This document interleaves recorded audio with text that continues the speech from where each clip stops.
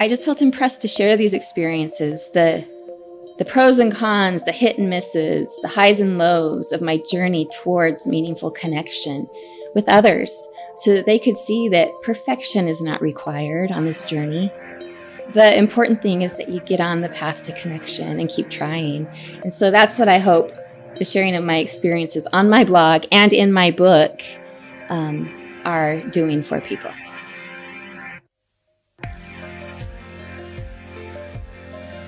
Hi, and welcome to And If Love Remains. My name is Mike Levitt. I'm your host.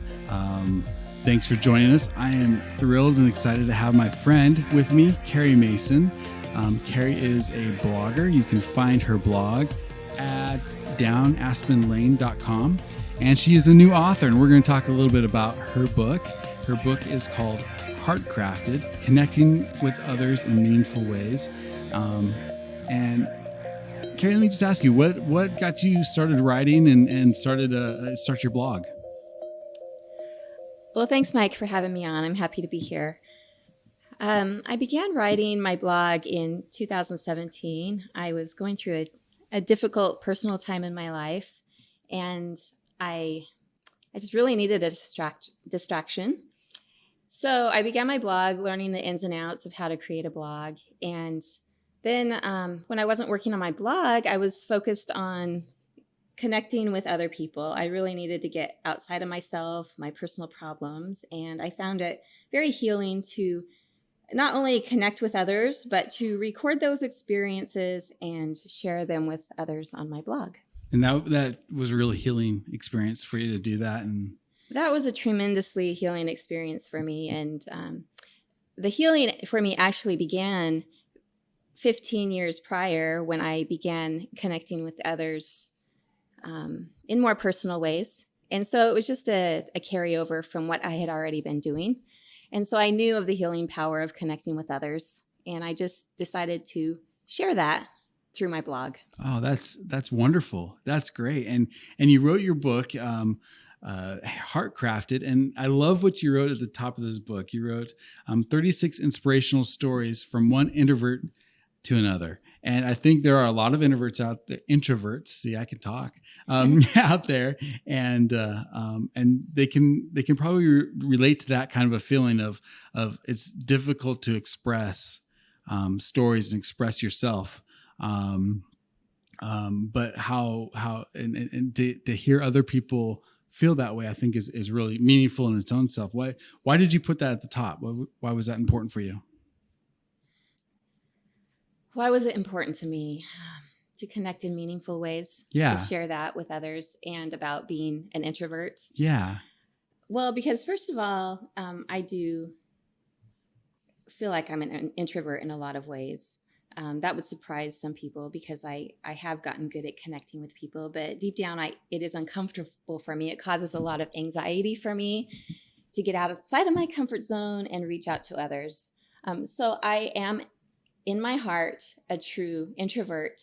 And I know there are a lot of introverts out there and who desire to connect with others, but aren't sure how to go about doing it. And so I wanted to reach out specifically to that group of people, though my blog, my book, my experiences are also relatable to extroverts. As far as meaningful relationships, what are meaningful connections? We live in the day and age of technology, social media. LOL. LOL. IDK. Right. It's like, okay, so what does it mean to connect with somebody in a way that truly matters, in a way that is truly going to fill their empty reservoir inside? And I began this journey of connecting with others thinking I was the only one who was not feeling connected. And as I became brave enough to ask people how they were they feeling connected, or were they feeling isolated? I could not find one person who was not feeling isolated and alone. Wow. Not a single person have I come across who, in 20 years, who is not secretly feeling that way. And so I could see there was a need to address this issue, and that, no, I certainly was not alone in my need for meaningful relationships and connections. And so what I mean by meaningful is engaged, face to face, with eye contact, with deeper conversations, being present in the moment, being able to show empathy and sympathy for a person, taking time out of your schedule to devote to another person. That to me is meaningful connection. Yeah, I think that's, and I think that's, I think about how we have been so more connected in a very arbitrary, not even arbitrary, just on a surface level way. We connect, we like each other's posts, we do things, but we never really take what amounts to the time necessary to get to know one another, to learn to love, to learn to have empathy. And I think, especially now, I mean, right now we're recording this during this COVID-19 crisis. And right now it seems like a very specific time that finding meaningful connections can be both more rare and more important than ever. Would you agree? Absolutely. I mean, if there was ever a time people are feeling isolated, it's now. Feeling isolated, hopeless, unsure of how to connect with people. But there are ways that we can still connect. Yeah. There are always ways we can reach out and connect with people in meaningful ways. We just have to shift our way of thinking. Right. What, if you don't mind, have you thought about some of the ways that we can shift our mind on thinking on how we can do that? Yeah. Ironically, I think sometimes we have to turn back to technology now. Okay. Something I was trying to avoid in previous years. And it's been wonderful to connect, have my children connect, for example, with family and cousins on Zoom. Right. Also, with church members, we've been able to connect through Zoom, and that has been wonderful. It's certainly a step down from what the ideal ought to Right. be, but the best thing for our scenario right now. Other things I've resorted to that have really, I felt, blessed my life. It's kind of going back to old-fashioned forms of things. Snail mail, sending somebody a letter or a card in the mail. Oh, yeah. Then you're not risking exposing them to anything. Right. But they're getting that connection that involves, it's better than a text because it involves taking time out, handwriting something on a piece of paper. Right. And that person knows that you spent a few minutes thinking about them. And that really, really is impactful in a person's life. Oh, for sure. And it's kind of like a precious gem or something. The less you have of it, and we get so few personal snail mails. The second we get one, it's exciting. It's like, wow, look what somebody's. And it's not just although I appreciate invitation cards and graduation cards and stuff, but when you actually get a letter, that's special. That's unique. Right, absolutely. And even if you don't send it through the actual mail, I mean, that can amount to a lot of postage if you're doing it often. Sure. But like walking around your neighborhood, just dropping things off at people's doorsteps can really do a lot to brighten somebody's day and know that they haven't been forgotten. Oh, and I think that's a key point, to not be forgotten. I think that may be one of the greatest fears that people have, is that they'll be forgotten. I think that's honestly why a lot of, people commit some of the crimes they do. They just can't bear the world not knowing that they existed or that they didn't matter. I think if the more that we can put out there that people matter more than the things, that people are important, and that we care about them, I think that's very useful today. Absolutely. I think it also helps to address the growing tide of suicide. Oh, yeah. People need to be seen and heard. Yeah. And acknowledged. Wow. Yeah. So again, this is Mike Levitt. I'm with And If Love Remains, and we're talking to Carri Mason, a blogger and author. Her book is Heart Crafted: Connecting with Others in Meaningful Ways. Let's talk a little bit about your book. Now, you have this blog that we talked about. What inspired you to actually turn that into a book? Well, back when I started this journey of connecting, I was in a place of introversion. I had just gotten married. I was living in an area where I didn't know anybody. I didn't know anybody in my church, in my neighborhood. And I felt alone. I just spent my time at work and then at home all day. And somebody from my church invited my husband and I, invited us to dinner. And we didn't know this couple very well, but we went. And I will never forget the feeling I felt as I sat around their table and enjoyed a homemade meal with that family. I don't remember anything that we talked about. I don't remember the condition of their house. I don't remember what we ate, but I remember how I felt special because they had thought to invite us into their personal space for a few hours on their weekend to share the most intimate act of sitting around the table and enjoying a meal together. And I went home thinking that was the most amazing feeling in the world. And I want to experience that more in my life. Wow. And so it wasn't long after that that I felt impressed to invite somebody into our home for the first time. And that was terrifying to me because we were newlyweds. We had an old beat up bachelor table for our dining room table with mismatched chairs. That was bad enough. Inviting somebody into my home that was sparsely decorated but then food was the other issue. Like what would I prepare someone that wouldn't be embarrassing? You know? And then who would I invite? Well, fortunately, all these things came together. I felt impressed to invite a young couple from our neighborhood to our home. And I thought I'll just serve them tacos because who doesn't like tacos? Right. Tacos is easy, right? And like you can't mess up tacos. And so I invited them over, and I'll never forget, I was at church and I stopped them. I said, hey, just wondering if you guys would like to come over for dinner sometime. And their eyes lit up. And they were so excited. And I realized I had no reason to feel nervous. And so they came over and they brought their little son, and we had our baby by then, our little daughter about the same time.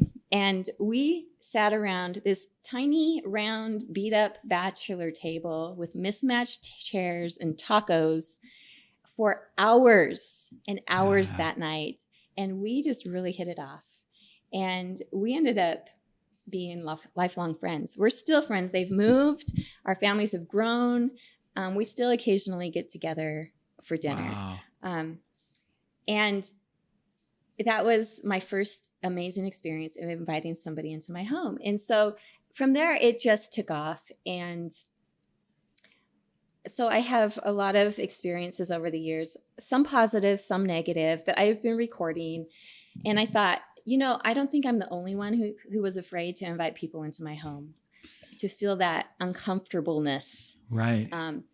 So I just felt impressed to share these experiences, the pros and cons, the hit and misses, the highs and lows of my journey towards meaningful connection with others, so that they could see that perfection is not required on this journey. Right. The important thing is that you get on the path to connection and keep trying. And so that's what I hope the sharing of my experiences on my blog and in my book are doing for people. Oh, I love that story. And I love the aspect that, we have these shared experiences we have these experiences that let me back up. It feels like our worlds we're so much islands these days, and that nobody really understands, our feelings and the story you just shared. I mean, I can relate. I remember when we were a young couple and, trying to invite somebody over and all those feelings came up in my brain, again. And I think it's important that people can experience that and know that it's okay. Like, this is natural. And this is what we used to do. These are the types of things that used to be a natural part of our society that we have definitely gotten away from. Yes, absolutely. Yeah. You've broken your book into several categories: faith, family, men and boys, friends, neighbors, and what's your story? And I'd like to just talk a little bit about some of these, if not all of them, and discuss, kind of what you're trying to accomplish, and maybe share a story or two from these categories. Let's start with faith. I think having these connection stories, faith, what does that mean to have a connection story in regarding faith? Are we talking about connection to God, connection to others? Like, what does that mean to you? Yeah, connecting as far as faith goes, definitely a connection with God, but also a connection with your faith values, like realizing what's important for you and being willing to stand up for those beliefs.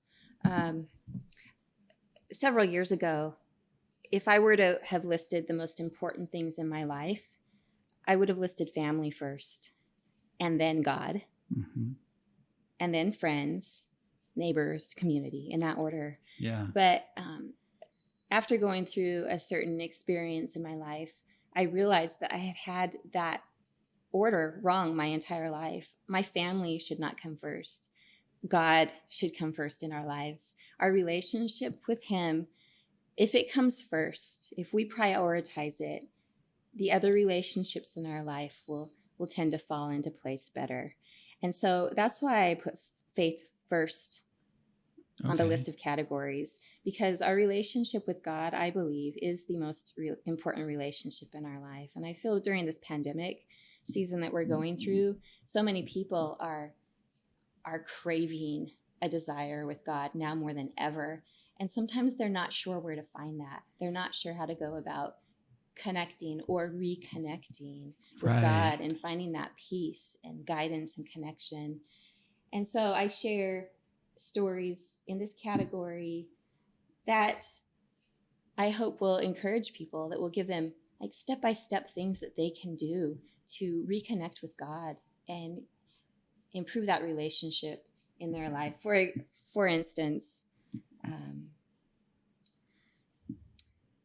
there's one story I share about learning to rest. I remember not long ago, I felt impressed to slow down in my life. Slow down, Carrie, slow down. But I couldn't. Life was just so busy, so many things to do. And finally one day I had an opportunity to just sit down in a chair and open up a magazine to just rest and relax. And ironically, the article that I opened to was on the importance of resting, the importance of rest, and what it means to rest rigorously. And I thought, well, that's ironic. Right? Okay. And so I learned a lot from that article. And so I wrote about that and shared this in the book about what it means to rest rigorously and how that is essential for maintaining a connection with God. Oh, wow. That's interesting. And so that I wrote before the pandemic, but has been extremely helpful to people during this pandemic. They've been really drawn to that article. Yeah. So I'm glad I included it in the book, because it will help us a lot in this current situation we're going through, I think. Well, I think when we're filled with such anxiety, people are losing jobs, people don't know what's going to, it's a very, it's a time when we could lose our faith. I think a lot of people may have, and we're not sure what tomorrow may bring, and I think that's vitally important. What would you say are maybe one or two things that people can do to and I like the idea of reconnecting with God if they feel like they've lost that connection? What's maybe one or two things that they can do to help regain that connection and feel that love again? Well, this isn't included in my book, but it's something I heard recently. If you want to revive your spirituality, your relationship with God, do CPR. Attend church, which sometimes right now is just only on occasion, or online or whatever. The P in CPR is pray, and the R is to read your scriptures. Open up the Bible, open up whatever scriptures you have, the Book of Mormon, and read. Those 3 simple things will help you reconnect with God. And some of those principles are included in my book and some of the stories I share, as well as other things like, there is a way to reconnect with God and connect with other people at the same time. Yeah, they are interlaced, aren't they? Yeah, absolutely. So one thing my girls and I love doing is inviting people into our home, or now you could even do a virtual tea party, Right. Tell everybody to pull out their little teacups, and we're going to meet on Zoom for tea, and we're going to discuss questions from the Bible, stories from the Bible, or value principles, or share testimonies with one another. And that has proven to be very connecting in my circle of friends and neighbors, and also it helps strengthen my relationship with God. Yeah, I do. And I do think that there is a symbiotic relationship there that while we certainly can find spirituality and find God on our own in our own wilderness, it is certainly better and more, I don't want to say proper, but it has a multiplying effect if you're able to do it and connect along with other people and have that kind of support. That's a huge part. And I think people who maybe haven't gone or don't go to church much miss is they think that church is the purpose of church is to get preached to or something, and it's really not. It's to gather. It's to be together as one and to grow together. Absolutely. Yeah. Yes. Let's talk a little bit about your next category, family, and that's one I know is dear to your heart, as it is to mine. What's a story, or what were your thoughts on these connection stories with family? Well, family was an easy one for me because, of course, that's where my heart is. But what surprised me was many of the stories that I chose for my book were focused on mothers and motherhood. And I thought, why is that? Why is there such a focus on motherhood when we think about connecting with others in meaningful ways within our families? And I think a lot of it has to do with our insecurity as a mother. We have so much insecurity. Are we doing enough? Are we making too many mistakes? Are we connecting with our kids the way we ought to? And that can prevent us from those fears and insecurities can prevent us from actually maintaining the relationships that we really desire to have. So I share some personal experiences, a lot of fails, actually, in this category. I share a lot of fails under the family category. That shocks me. But fails are actually wins if you turn them into opportunities to grow and learn. And so that's what my hope is as I share a lot of fails in this book, that you can see how I was able to learn and grow, and that your mistakes won't be the end of the world either. Oh, I think that's, what I think that kind of takes us back to the faith category a little bit. I really believe that if you can have the faith to know that your mistakes aren't the end of the world, that changes your perspective on so much. Absolutely. Yeah. I have one specific experience under the family category that I did not want to share with the public because I felt it was so personal and so private and made me look like such a bad mother that I didn't think it would be a good idea.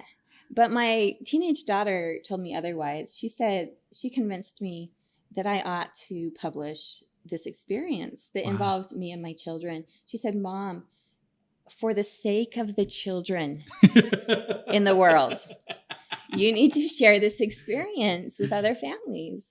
But she was serious when she said that, because it did have such a powerful effect on our family. It was an experience about how I thought everything was going fine in our family, but I didn't realize the agony my kids were in. They were suffering emotionally, and it wasn't until I created a safe space for them to share their true feelings with me that we were able to address those issues and change the dynamic of our family life. That was a very painful conversation for me to have as a mother, but it changed everything. So that experience is included in this really painful section of family. Oh, wow. Well, all the more reason, I think, to go and get the book Heart Crafted. That's I think I heard a conversation, and I think this is true. When people can understand that you don't know everything, and that I don't know everything, and that together we're all kind of muddling through it together in a weird way that gives us hope.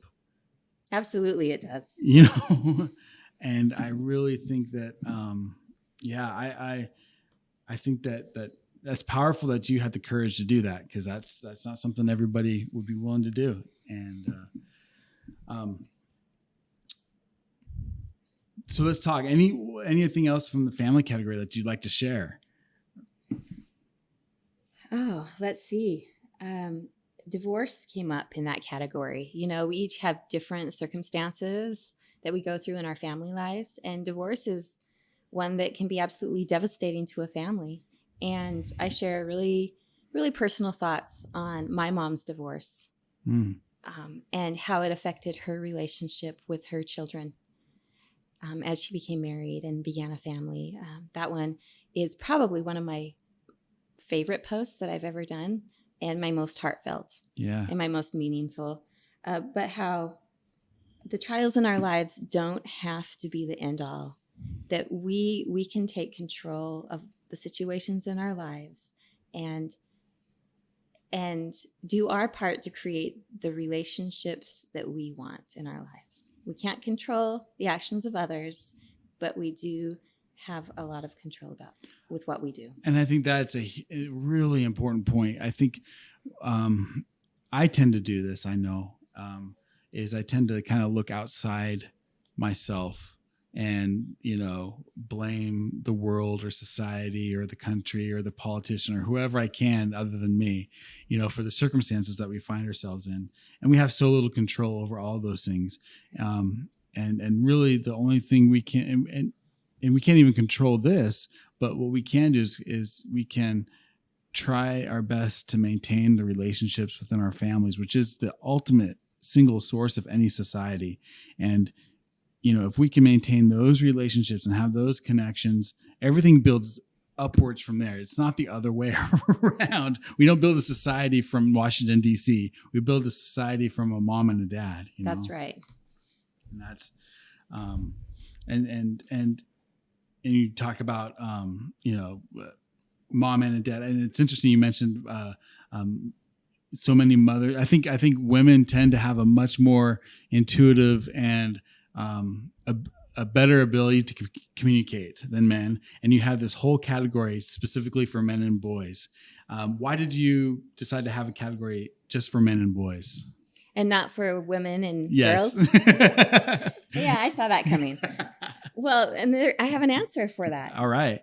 Because since 2003, I have been focused on creating meaningful relationships with women and girls, and in my own life, and encouraging others to do the same. And so that has been a part of my life for a long time.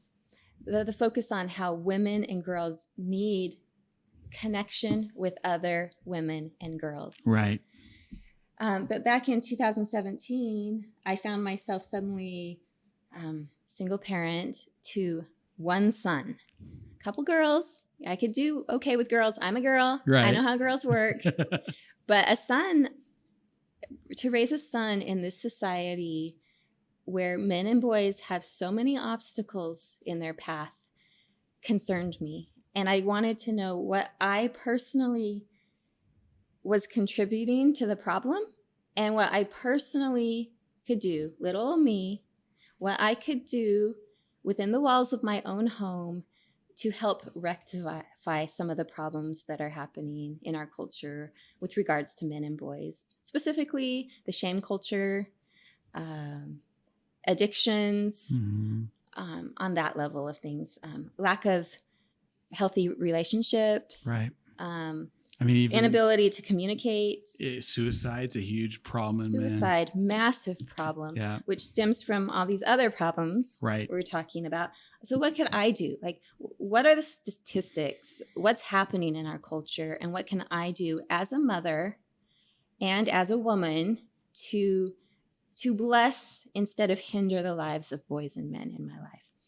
And so I spent a lot of time researching this and applying what I was learning with my relationship with my son. And so the posts I have under the boys and men category are the things I've been learning about the subject and my experiences with my son. And I found I've had wonderful results trying these tools out with my son. Talking with my son about male mentors, the importance of having male mentors in the lives of our young boys and our youth. And I think that's something that I think men need to hear. Like, you have a specific, very important, vital role in being a mentor to your children, to your boys, and to those around you.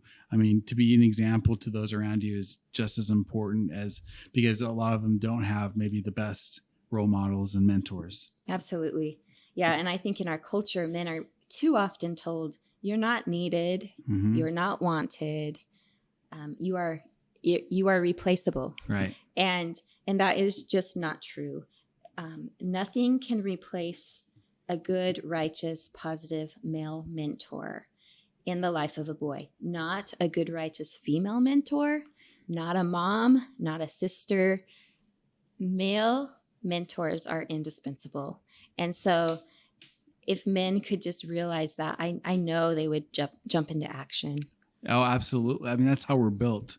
We're built to help and and I think a lot of problems that men have is they have all this energy to serve and to do so much, be workers, and there's nowhere to put it, and so they find other places to put it.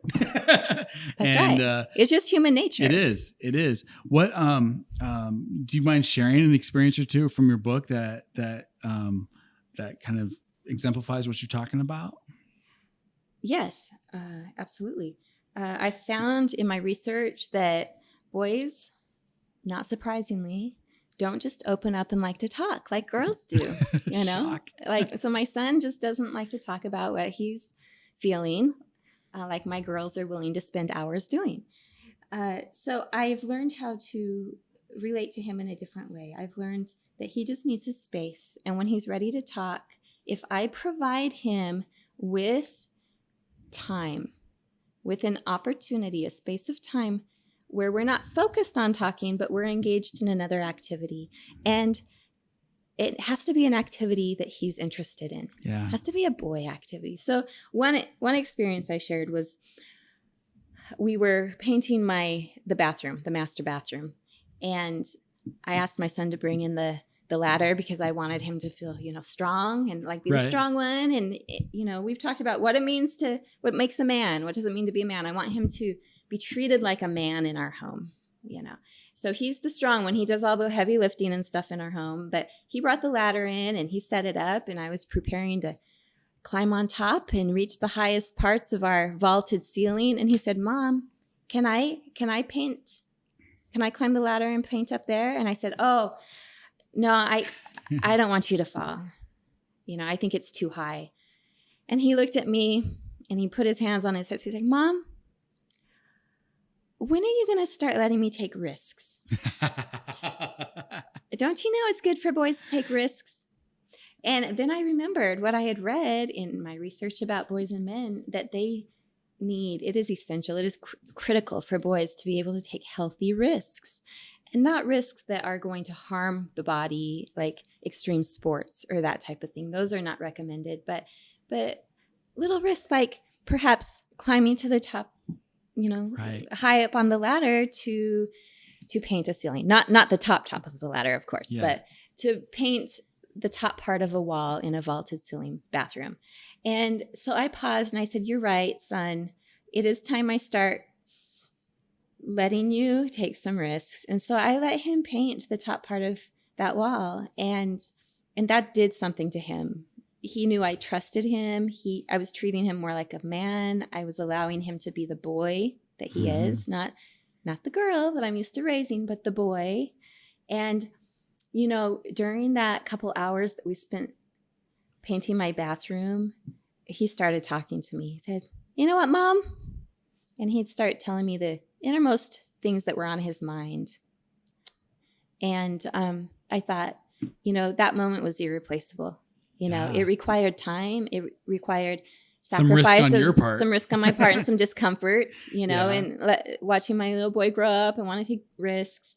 But to have that open and clear communication from him was really priceless. And so it's an experience I've tried to repeat more often, providing that time and space to engage in things that he likes to do that are healthy for him, and just giving him opportunities to speak. And I just want to reemphasize what you're talking about, because I think it's so important that and as I've seen my boys grow and realize some of where I've failed and where I've succeeded, but it's just amazing to know boys need to have their limits tested. They need to know where they are, and they need to know what they're capable of, and that they're capable of much more. And that can also mean they're capable of much more destruction, and they need to understand where those lines are and how that whole thing works. Right. That's really important. I appreciate you sharing that story. The next category you talk about is friends. And, there's that wonderful, sometimes too true saying that we can't pick our family, but we can pick our friends. But it is important I find this is probably one of the most difficult things for me, because I'm pretty good at making friends, but connecting and continuing that relationship can be difficult, and I'm wondering what kind of stories do you have about relationships with friends and connecting and the importance of good friends? Yeah, I love this category too. Friendships are just so essential, especially in our day and age, for healthy emotional health, really, mental and emotional health. One experience I'll share with you is, I like to go deep in my conversations with my friends, and I like to go deep fast. Like, I don't want to talk about the weather. I want to talk about like what I'm going through in life and what they're going through, and talk about solutions to problems, and cry and laugh, and and maybe not everybody is that way. Maybe some people are more superficial, but I think there are more people than we think that need to go deeper, and they just don't know how. They don't have opportunities to go deeper. So I read a book by a corporate business owner years ago that impacted me so deeply. In his company, when they meet for weekly meetings, he finds a way to turn their deepest personal problems into blessings.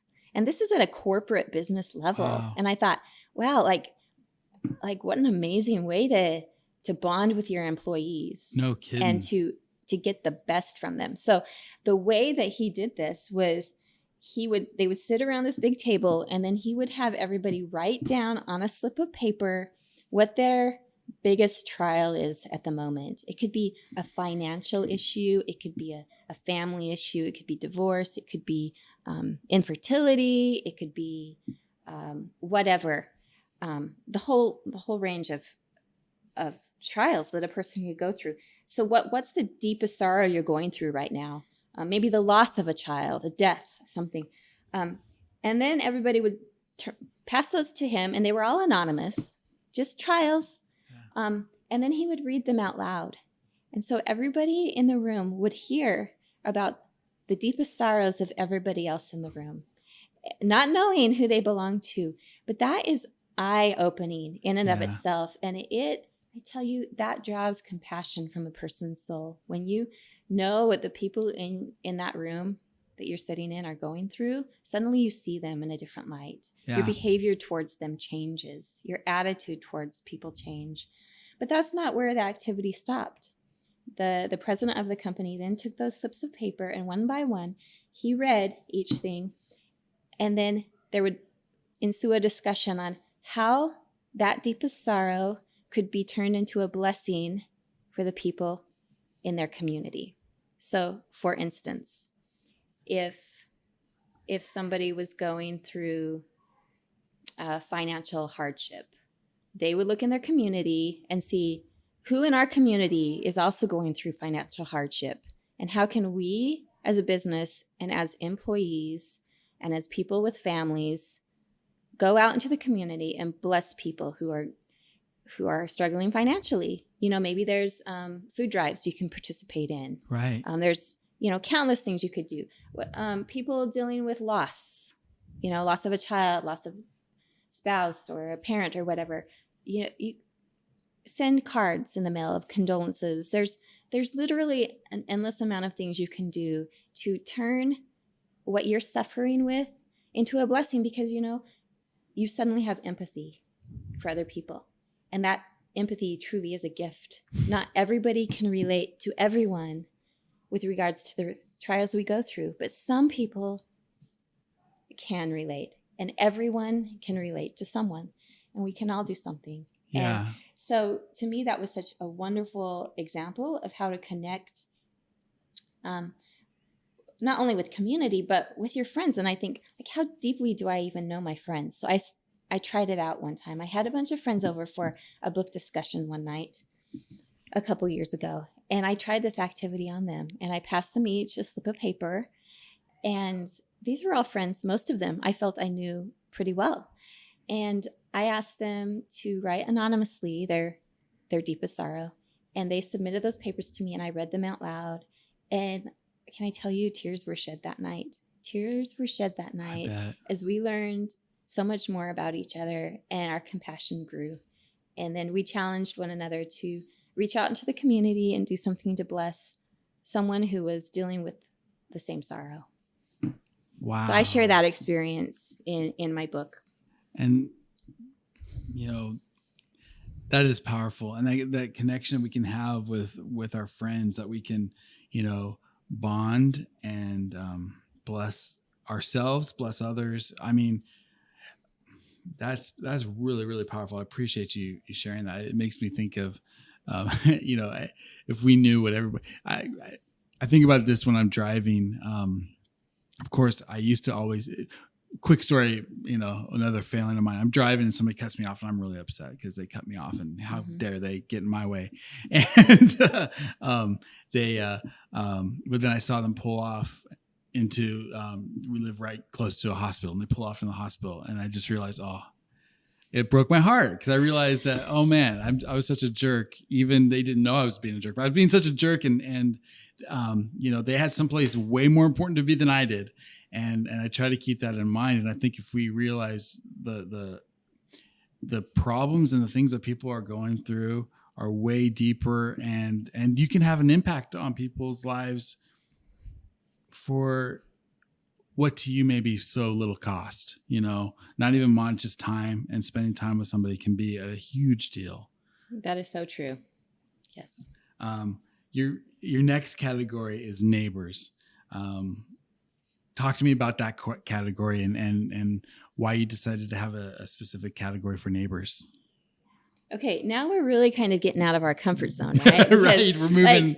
It's one thing to try to connect with God, and you got to do this in a specific order too. God first, right, and then family. You got to make sure your family's in order, and then you reach out to your friends, and then all of a sudden you're a neighbor, and it's like, whoa. No. We have fences up between our houses for a reason, right? We drive into our garages and close the door. There's a reason for that. Right. We don't want to talk to our neighbors. That's scary. What would we talk about? What would we do? Okay, let's get out of our comfort zone right now. Let's step out of the box for a minute. And so I really had to do that. Get out of my comfort zone. How can I connect with my neighbors who may not even desire to connect with me? I didn't even know if anybody desired to connect with me. What do you do? So I remember years ago, my husband and I went on our nightly walk around the block with our kids, and the kids begged us to stop at the park. And I was just anxious to get home and start with our nighttime routine, baths and beds, so I can have a little bit of space and time to myself. But I relented and I said, okay, just 10 minutes at the park. Let's go to the park. So we went, and as I'm sitting there on the bench with my husband, and my kids are playing, I noticed the kids were playing with other kids, and they were kids that spoke a different language, but they were still running around having fun. And I was like, how do they do that? Like they can't even communicate verbally, but they're like playing tag, Right. And they're having a blast. And I looked over and I saw the mother of these kids, and she was sitting there all alone, and she looked very somber. She didn't look very happy. She looked kind of sad, sitting all alone. And I just had this impression, like, go over and talk to her. And I was like, well, my Spanish is really weak right now. Like I'm afraid to have a conversation in Spanish, and no, I'm not going to do it. So I ignored that. And then I called my kids. I said, guys, it's time to go. Let's go. And I watched the kids interact with their new friends as they were saying goodbye. Bye. I don't know if I'll see you again, but I hope I do. And like instant friends. Right. And it's just so easy for kids sometimes, like so much we can learn from them. So I couldn't resist. I pulled the kids up and I said, guys, let's go over and talk to this mother. And she had a couple other kids who didn't speak the language. They spoke Spanish, and they were just playing in the sand, feeling all alone. So let's go talk to them and include them.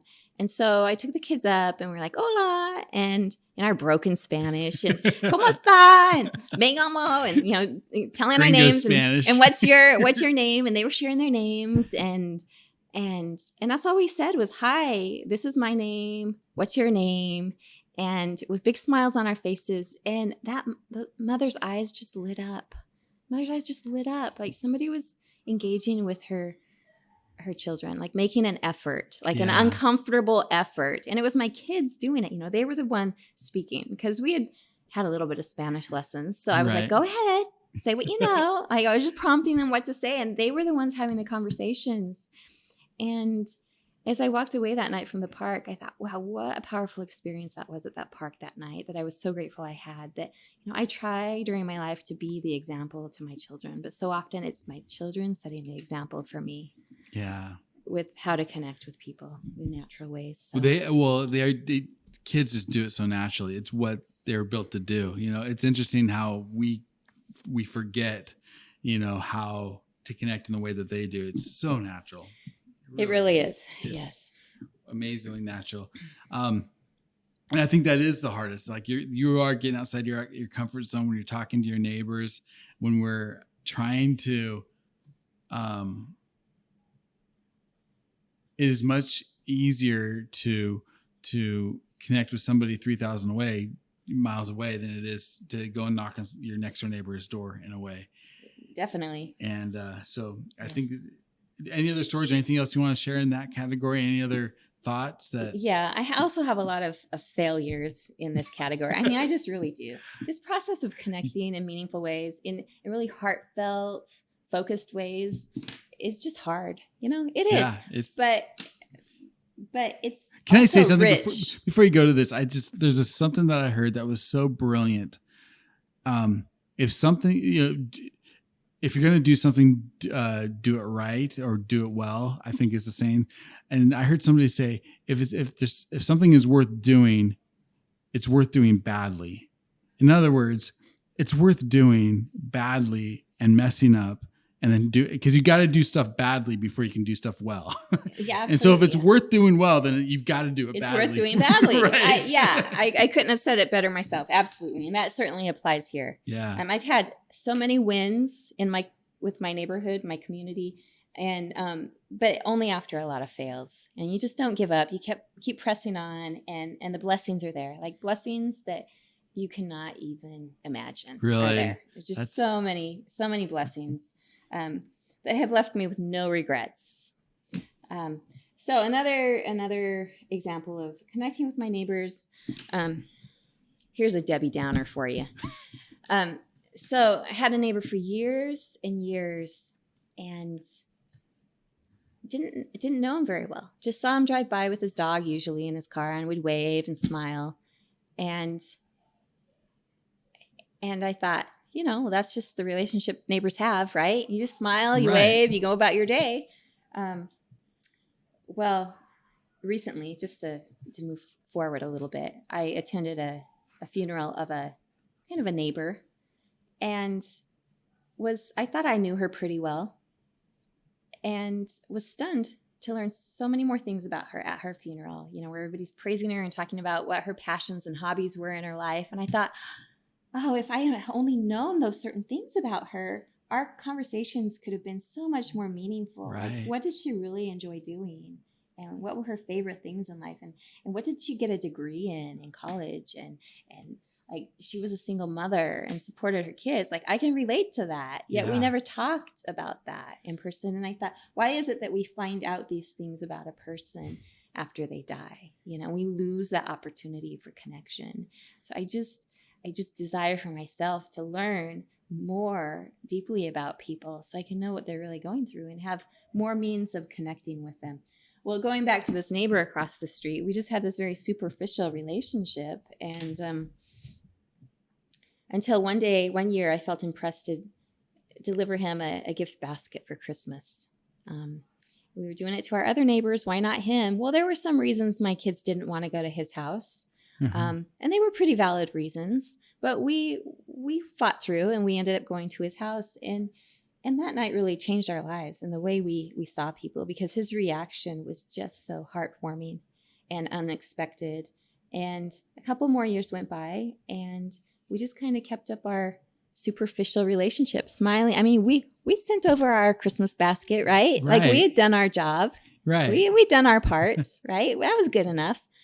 Things went back to superficial until one morning, I went outside and I saw emergency vehicles lining our street and lights flashing. And I learned one of the greatest lessons of my life that day. And I won't tell you the end of this story because that would just ruin it.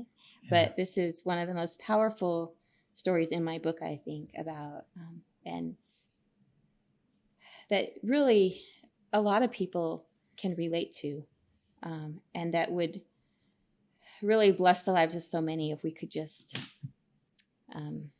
if people would talk more openly about these types of things happening, our wins, our losses, our failures with our neighbors, with those in our communities, and how things like this don't have to happen. Yeah. If we are just become more aware. But it's one of the most powerfully moving posts on my blog and in my book. And so I hope that story will touch a lot of lives. Yeah, I hope so too. And I would encourage, again, everybody, go get the book, Heart Crafted, Connecting with Others in Meaningful Ways. How can we get the book, Carri? What's the best way for people to connect with this book? The book is available on my website at downaspenlane.com. Very good. Right on. So go get the book. This brings us to our final category that you have here. What's your story? Tell me about this category. What's this all about? Okay, this is kind of a different take from my other categories. We already discussed faith, family, friends, boys and men, neighbors, and communities also in there. So one thing I started doing on my blog that I thought would be really cool to bring over into my book is interviewing people I don't know and asking them really deep questions about their life and see if they'd be willing to share them with the world. Yeah. And so I put out a feeler for that, and the response was overwhelming. Turns out people want to share their story. And I think it's so true. There isn't a person you wouldn't love if you knew their story. I found that to be true over the last 20 years. There's not a person. I've had enemies, I feel like, people I can't stand until I learn their story. And then I have this compassion for them. And I suddenly like certain parts of them, at least, Yeah. And so I think we crave as individuals to hear other people's stories, their backgrounds, why they are the way they are. And we don't often get that from them. So this provided a means for people to share their story and for other people to hear other stories. And it was just a win-win. And it became a very popular series on my blog. So I brought it over into my book, and I featured 6 women who have faced different obstacles and challenges in their lives, who have shared their story. Like, what has been their deepest sorrow? What has been their biggest trial? What's their greatest blessing? What's the best thing that's ever happened to them in their lives? What's the most adventurous thing they've done? What are 3 words that describe them? What's your relationship with God like? How do you best connect with other people? Like, in what way do you prefer to connect with other people? Or are you ever lonely? Do you ever feel alone? And just to get these raw answers from people and to hear about their biggest trials. Some of them I featured in my book.